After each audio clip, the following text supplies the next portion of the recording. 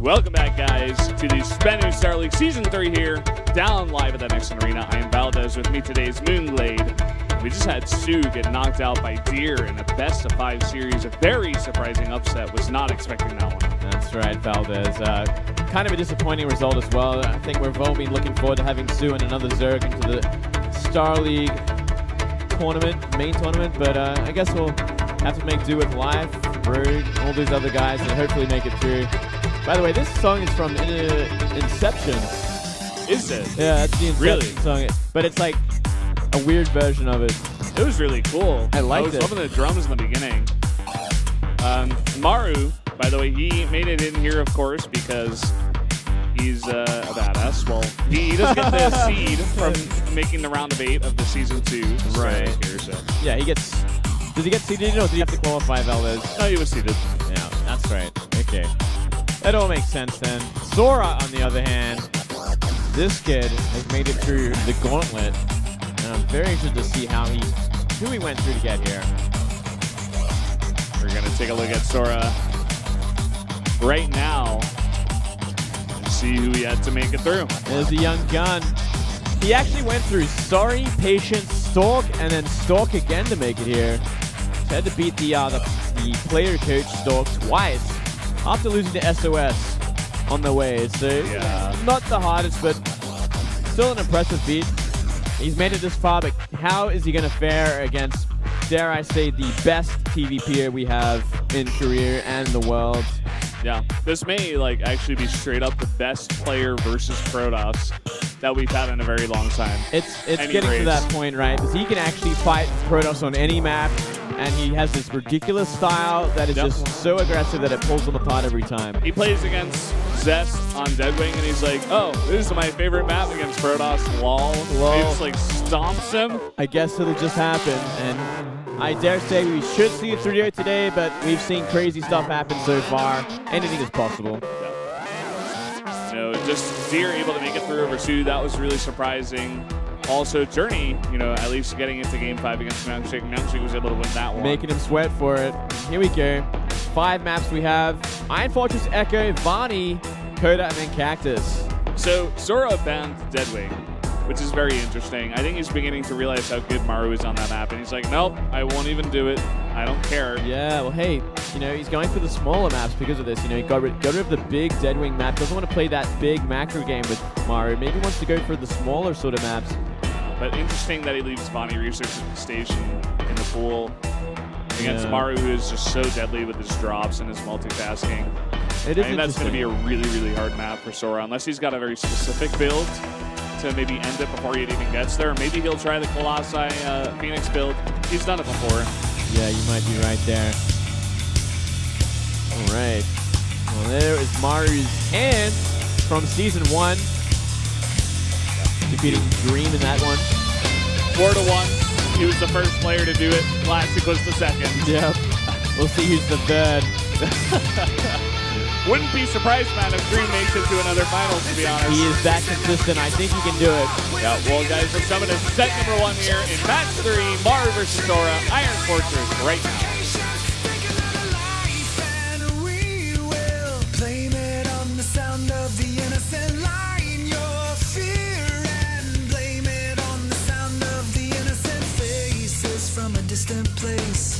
Love this music.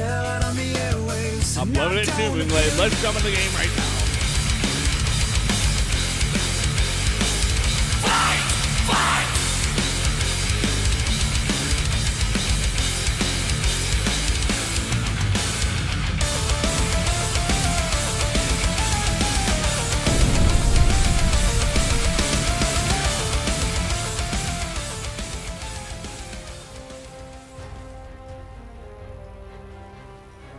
Down here in the bottom left in the blue, our return player from the Jin Air Green Wings, recently bringing them to the final match of Pro League. It is Maru.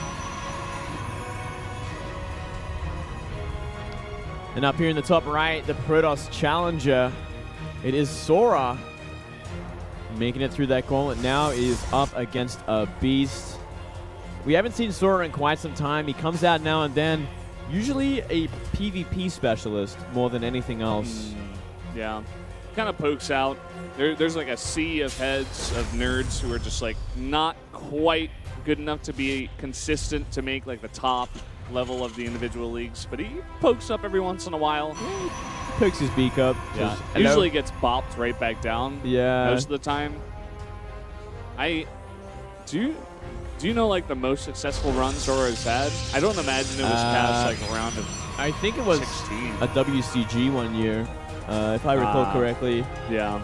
I think he qualified for WCG and he got pretty deep. I think he might have even got to the grand finals and he lost to Sulky, I believe. If I recall correctly, we were both there, I think. Yeah, I think you're right. But outside of that, like no SSL or GSL, like real. No, this guy is just not finding much success inside Korea, unfortunately. We'll see how he can do here today. It is so unfortunate that he draws Maru of all people. It's like literally the worst opponent he could have ever drawn. Yeah, it is the worst. Yeah. The worst in the pool. Worst in the pool. Probably one of the harder matchups for him too, considering how good he is against PvP. Yeah. Probably not his best matchup. He's up against a guy who is the strongest player against Protoss in Korea and the world. We'll see what he has prepared for tonight, Moonglade. What is he going to do to take down this Titan of a Terran player? Well, to start things off, he's certainly going to be forced into a bit of a macro game, probably a defensive mode, because it is such a big map. It is cross spawns as well, so I don't know what he could really do early on to really trip up Maru. Maru's also going to get that scout up with the SCV. And see that expansion as well, so he knows exactly what he's up against here. Yeah, he'll have a good idea. Similar gas timings with Myungshik, by the way. Just want to point that out. Must be something more popular that Terrans are doing these days. Or Protosses, rather. Yeah, well, just going for that, you know, that natural nice and early before he invests into anything else. And then getting out the Stalker Mothership to deflect any sort of aggression, any sort of Reaper scouting. Then he can safely go into that tech that he chooses. Try and do some damage. Reaper just chilling outside the front door. He sees the expansion, of course, and just gonna play it safe. Sora only now going for that scout. You're gonna eventually see what Maru is doing. Oh, puts it down as the Reaper is jumping up. Great scout from Maru, doesn't take a lick of damage. Yeah, not one shot went off on that Reaper. No. And unfortunate, and we are gonna see that reactor factory opening from Maru as well. Not very surprising. This is like the Maru build at this point. Gonna try for those run bys. Do a little bit of damage. Probably that Reaper and 2 aliens at the front. Yeah, I'm sure he will eventually go into Widow Mines. I think it's almost like 100% of the time that he just goes for these gigantic Widow Mine drops. 4 Widow Mines in each medevac and just drops them all on one expansion. And just hopes like one of them gets some damage. Oh, what? Look at this. What is he thinking? I can't imagine what that is. Oh, well, he changed his mind pretty quick. Maybe looking for the style that we used to see in the beta of Wings of Liberty, where you hide a pylon in your enemy's main base and hope that they never scout it. Yeah, that was a really, really that is called. That's what we call the prayer strat. Valdez. You make a prayer as you put down the pylon, like, please never see it ever. Yeah. Just don't scout your main. It's fine. Never scout your main. Never go to your ramp, because I'm pretty sure if you went to the ramp, you would have seen it as well. Oh boy. Potential damage here, but we'll see. We'll see. Nice, nice micro there on the probe just to get the damage done onto the one very weak Hellion. But at the same time, this is just distraction for the Reaper to come back in and see absolutely everything. And everything he sees. Yeah, you know, it's just a very safe, very standard laid-back style from Sora. Get out a bunch of observers, get out those very early Colossi, and this is almost directly playing into Maru's hands. This is what he loves to see. Yeah, look at this. 2 Widow Mines on the way. Observer scattered it there, and we have Stalkers en route to intercept it. Probe might see it, actually. Yeah. No. He's ready for it. Maru's going to be very careful with this. Let's see if he flies straight into these Stalkers. Looks like he might. Oh. Instant reaction and boost away. As expected. Yep. Gonna save that medevac entirely. Just have a couple of Hellions on the map. Looks like they're just looking around for any sort of proxy pylons, any sort of proxy tech. Gonna find the pylon on the map actually, which is actually a massive thing. Something you'd never expect. It's like, really, he caught me out. And look at this. Completely undefended natural, nothing in position for it. These Widow Mines might actually get a shot off. Let's see the pull. Oh. Whoa! Bunching up a ton of those probes, but both of them do go down. It looks like one shot went off onto 3 probes. Medevac now flying straight into a photon cannon. Oh, what? Wait. He thought there was more than 2 mines in that, so he activated his second photon overcharge, and he wasted all the energy on his mothership core. Big mistake there, maybe a little too nervous. At the same time, he does kill the Medevac. That is something. Not sure how worth it is. I mean, it's interesting the style that Maru's going for. In fact, he's not going to commit to any more drops in terms of Widow Mine drops. I mean, he's pumping those Medevacs. We're definitely going to see some bio drops somewhere on the map, but he's got a lot of bio with this army already. Yeah. Stim is finishing up. Combat shield and +1. Look at the army currently for Sora. He's got 1 Colossus. He's only now powering up those gateways. He's got 6 Stalkers and 2 Sentries now. But by the time Maru hits this base, there's going to be no photon overcharge. As you mentioned before, no energy.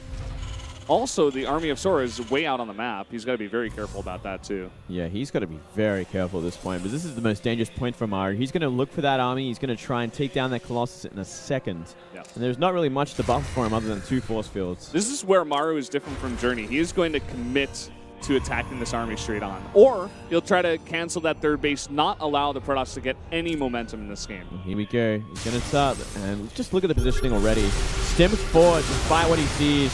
No fear at all, and he's going to get a Colossus for it. Easy Colossus, taking very efficient trades here, trading with some of the Stalkers. Now he just picks up, boosts away after taking down one of those Colossi. Now only 1 remains.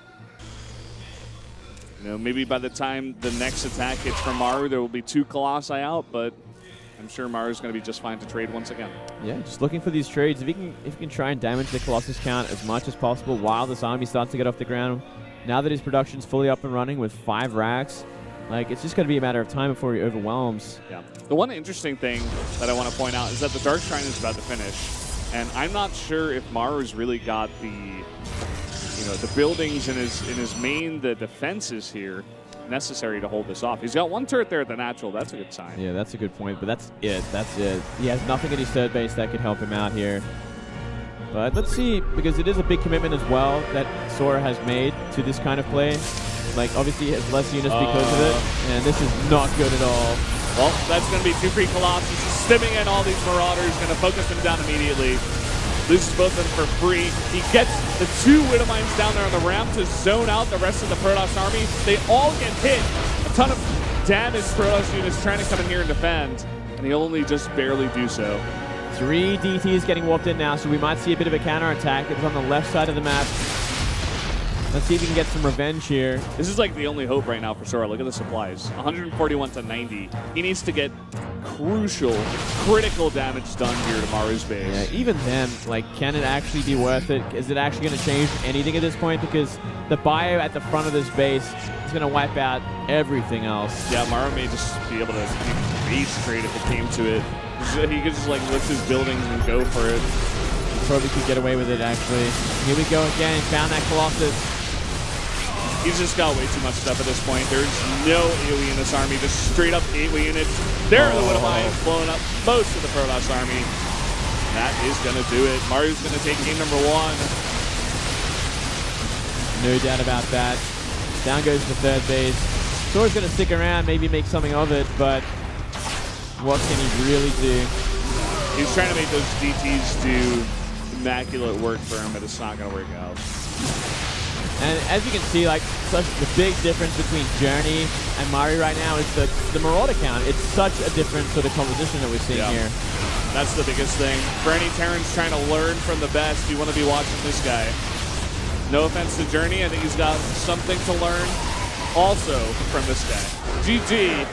Maru will take game number 1. And the kind of game that we actually expected. Yep. Sora, I think the positioning on his army was not good enough to deal with the aggression from Maru. Maru didn't even really commit to any drops. He didn't even make that many Widow Mines. He was just going for straight-up trading. And Sora just committed too much to DTs and wasn't able to do enough damage, and it was too late. And that's why he does have this statue of his hand, and he's kissing a ring. He's that good at PvP. And I mean, let's see what Sora's got planned for these other maps. Echo is the next one.